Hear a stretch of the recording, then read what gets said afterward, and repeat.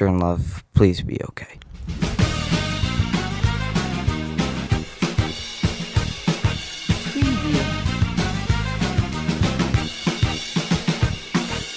Hello everybody, welcome to the Drop Back, also known as the Jordan Love is injured, so I'm going to be depressed podcast. Last night the Packers played the Eagles in Brazil, and we're going to be giving a quick overview of the game. I really want to talk about the game, but I really can't get my mind off Jordan Love, so once information comes out about Jordan Love, what happened, a video will be posted. To me, it sadly looks like an ACL tear, but I'm just hoping for the best. We'll see. So starting with one of the main issues of last night, and this I think impacted both teams' play a lot. The field conditions were not very good. A lot of people were slipping all over the place because we're playing in Brazil, obviously, and these conditions were practically playing on a slip and slide, and you just can't let professional football players be going to places like this to play professional football because it's going to lead to injuries, and that happened to Jordan Love. But yeah, that's the main reason why there was so many problems last night.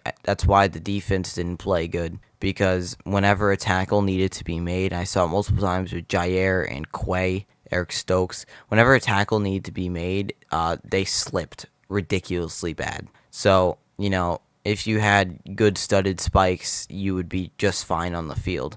But some of them who who weren't wearing certain cleats struggled. So with those field conditions, I feel like that's a huge, huge problem the last night. So getting more into the defense, I thought the defense was not terrible. I think they definitely could have played better, but I think it's an overreaction about the defense. We did give up 422 yards, but the Eagles gave up 423. So the only thing with me about this is all the slipping, I feel like, made it harder for defenses to make plays. And I feel like the reason the defense had to do their job a little bit more because the Packers wouldn't put up points based off of the turnovers they were getting.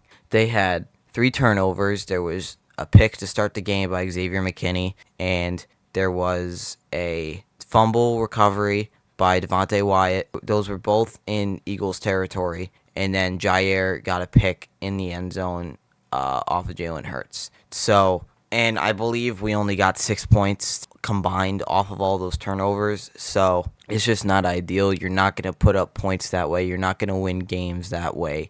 You need to be able to convert on those gifts pretty much. And the other problem was a lot of penalties. Ref ball was there. It was certainly there.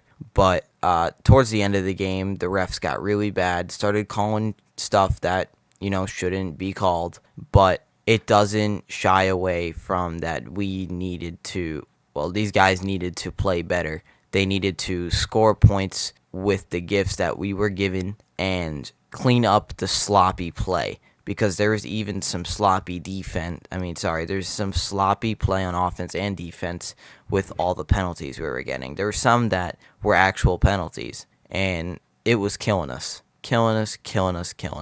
So they got to clean that up. It's the first game, so I'm not going to overreact. The only thing that is seriously putting the season in balance is Jordan Love now.